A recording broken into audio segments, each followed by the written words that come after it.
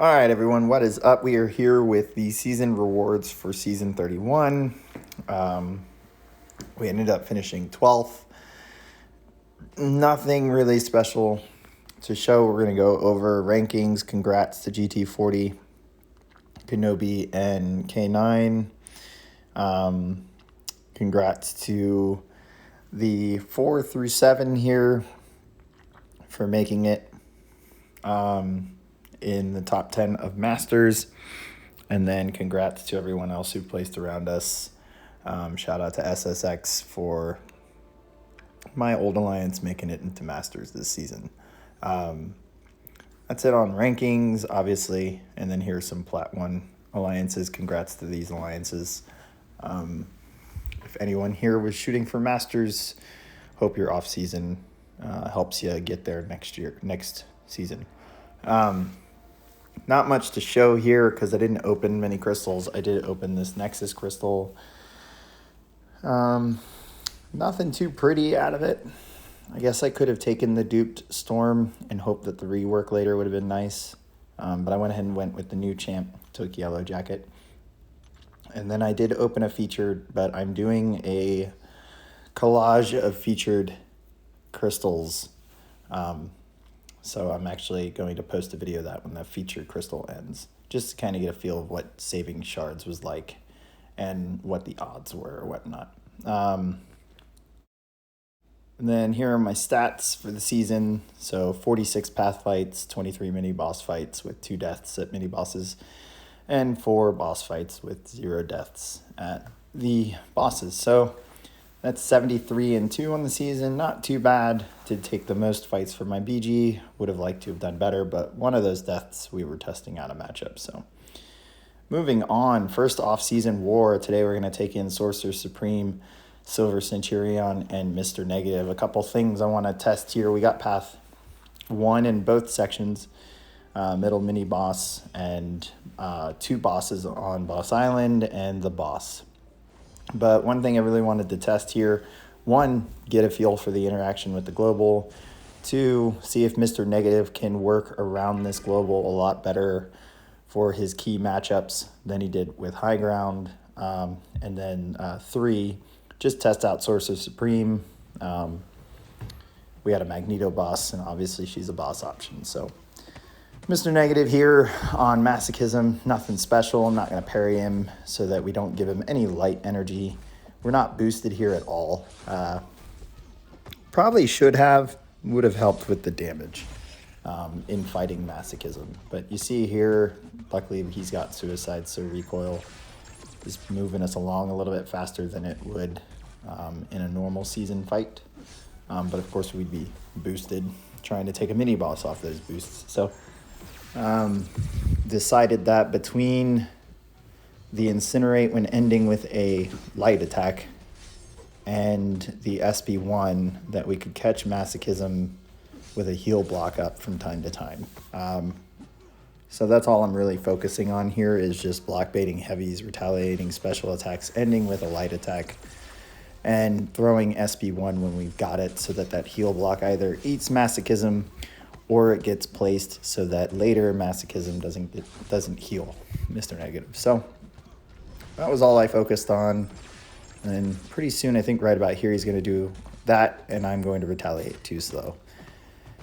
And I almost pay for it and die. But luckily, we survive.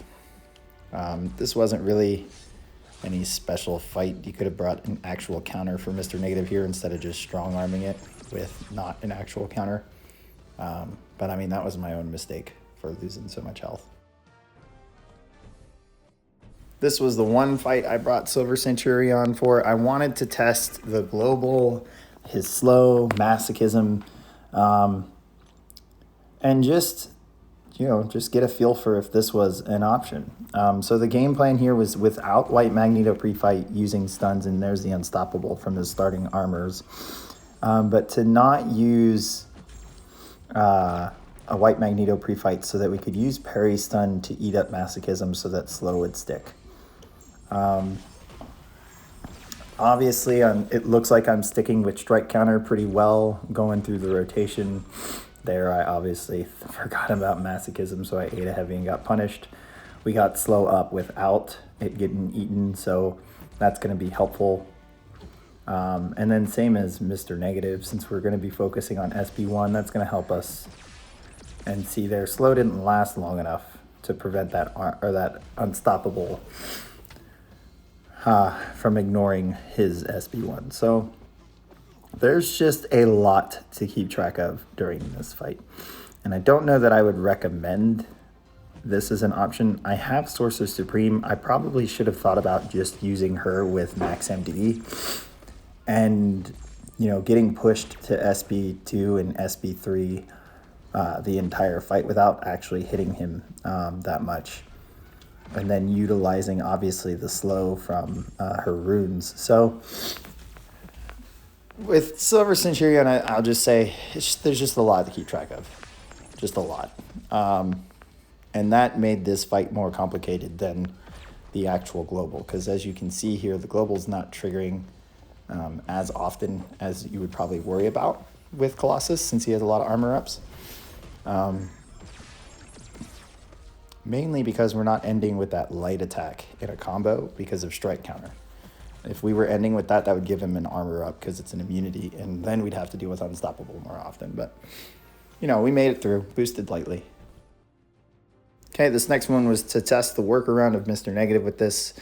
My game plan was to go through the same rotation that I normally do for Mr. Negative on Power Snack.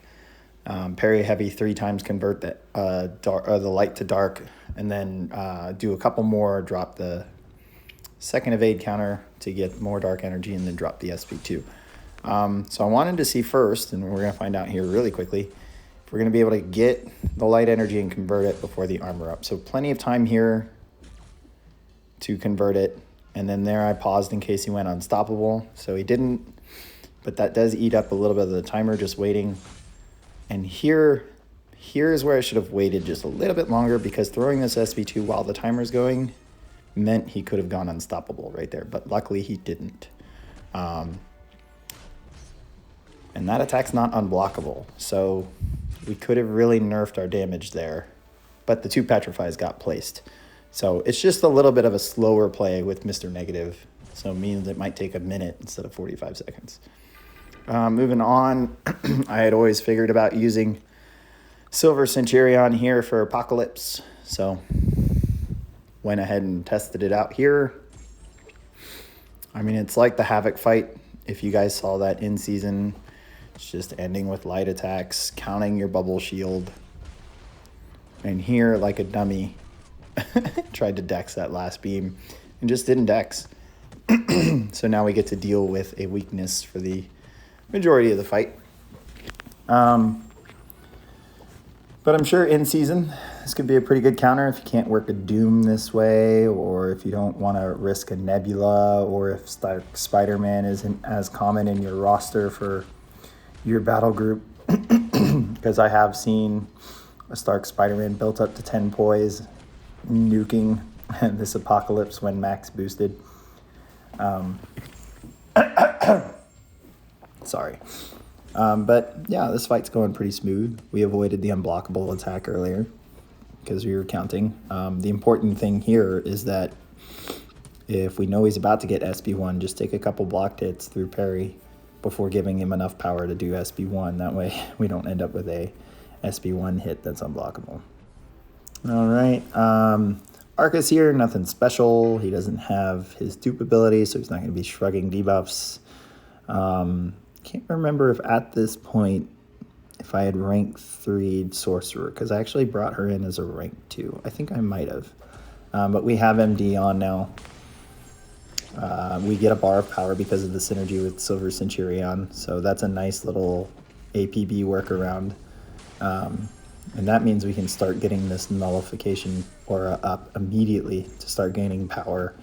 And I mean, that's all you're going to see, is it just being me spamming SB1 and just cycling through her blessings and using all of the abilities because of how constant our SB1 fire is. And what's actually nice here, there are going to be a couple times where he gets to SB2 and we have to block it, but it's fine because we've got the regen up from the second blessing, the blue blessing. So another nice thing about her, you can heal back a lot of that block damage. I mean, here we are at full health, and we're fighting Aarkus with suicides that threw SB2 in our block. So not that in season it would do that much, but pretty safe fight. Pretty fun fight. She doesn't kill people the quickest, but she's definitely got a lot of utility in her kit. And down he goes.